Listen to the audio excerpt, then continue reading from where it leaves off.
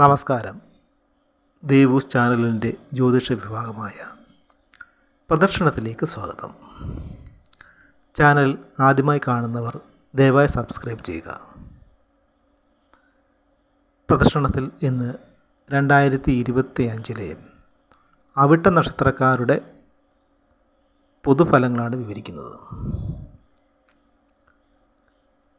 മകരം, കുംഭം രാശികളിലായി കാണപ്പെടുന്ന അവിട്ടനാളുകാർ കൂറുകളുടെ വ്യത്യാസമനുസരിച്ച് വ്യത്യസ്ത സ്വഭാവങ്ങളുള്ളവരായിരിക്കും. മകരം രാശിയിൽപ്പെടുന്നവർ ഉറച്ച തീരുമാനമുള്ളവരും ഉത്സാഹികളും സ്വാർത്ഥരും സമാധാനപ്രിയരുമായിരിക്കുമ്പോൾ കുംഭക്കൂറുകാർ ദേഷ്യക്കാരും ദുഷ്പ്രവൃത്തികൾ ചെയ്യുന്നവരും ഗവേഷണ തൽപരരുമായിരിക്കും. അസുരഗണത്തിൽപ്പെടുന്ന അവിട്ട നക്ഷത്രക്കാരിൽ പ്രായോഗിക ബുദ്ധിയും കർമ്മകുശലതയും ഉത്സാഹവും അധ്വാന സന്നദ്ധതയും കൂടുതലായി കാണപ്പെടുന്നു. പൊതുവെ പിശുക്കന്മാരായ ഇവർ ധനസമ്പാദനത്തിന് വേണ്ടി കരുതലോടെ പ്രവർത്തിക്കുന്നവരുമാണ്. ലക്ഷ്യപ്രാപ്തിക്ക് വേണ്ടി കഠിനമായി യത്നിക്കുന്ന ഇവർ സ്വജനങ്ങളോടും ബന്ധുക്കളോടും മമതയുള്ളവരും ശത്രുക്കളോട് ക്ഷമിക്കാത്തവരുമായിരിക്കും. തികച്ചും അഭിമാനികളായ അവിട്ടനാളുകാർ ധനസമ്പാദനത്തിനായിരിക്കും മുൻതൂക്കം കൊടുക്കുന്നത്.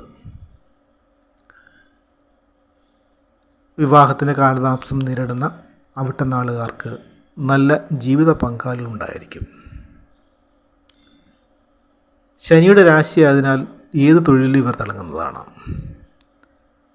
ശത്രുക്കളോട് പകവച്ച് പുലർത്തുന്ന ഇവർ പക്ഷേ മറ്റുള്ളവരോട് ദ്രോഹം ചെയ്യാൻ ഇഷ്ടപ്പെടുന്നവരുമല്ല. തികച്ചും സ്വതന്ത്ര ജീവിതം ആഗ്രഹിക്കുന്ന അവിട്ടനാളുകാർ സ്വന്തം ഇഷ്ടങ്ങൾ നേടിയെടുക്കുന്നതിന് വേണ്ടി കഠിനമായി പരിശ്രമിക്കുന്നവരാണ്. കുംഭം രാശിക്കാരെ അപേക്ഷിച്ച് മകരം രാശിയിൽപ്പെടുന്ന അവിട്ടനാളുകാർക്ക്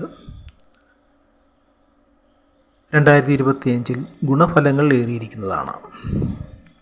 മകരക്കൂറുകാർക്ക് വർഷാരംഭത്തിൽ ശനി 2ാം ഭാവത്തിലും വ്യാഴം 5ാം ഭാവത്തിലുമാണ് സഞ്ചരിക്കുന്നത്. വ്യാഴം മികച്ച ഭാവത്തിൽ ഗുണദായകനായി നിൽക്കുന്നു.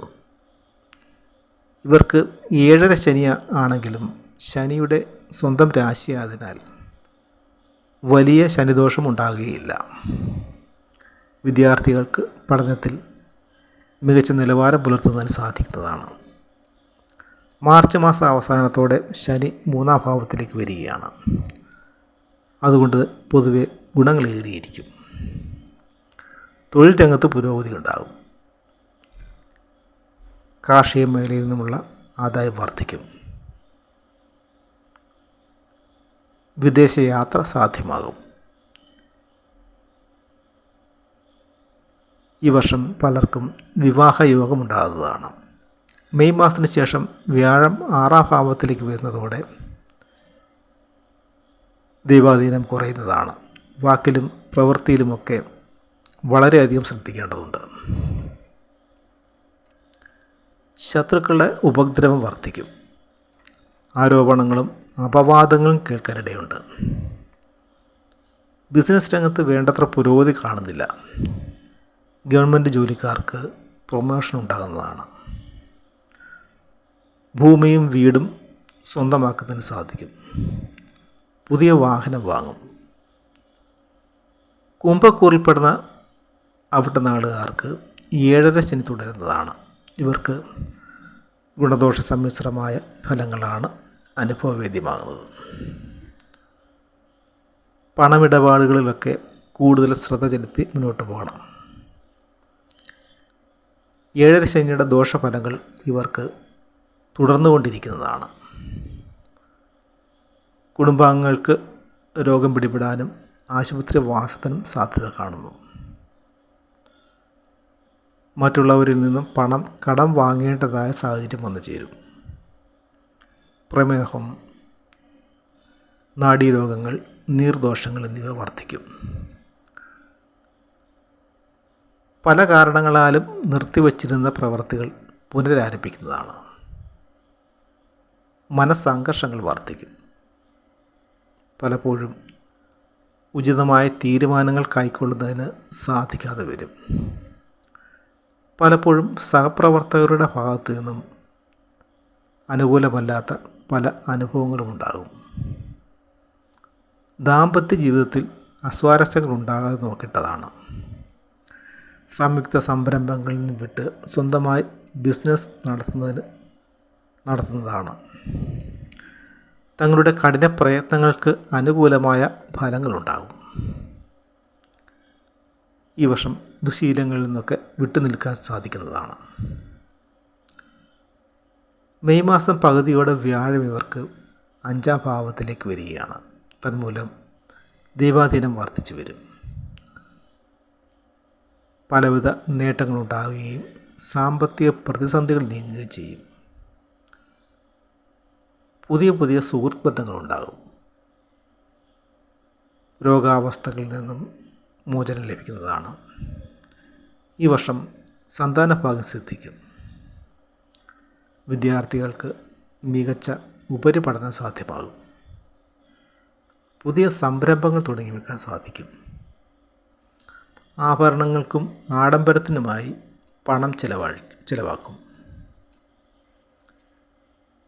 വ്യാഴത്തിൻ്റെ ആനുകൂല്യത്താൽ ബിസിനസ്സിൽ പുരോഗതി ഉണ്ടാകുന്നതാണ്.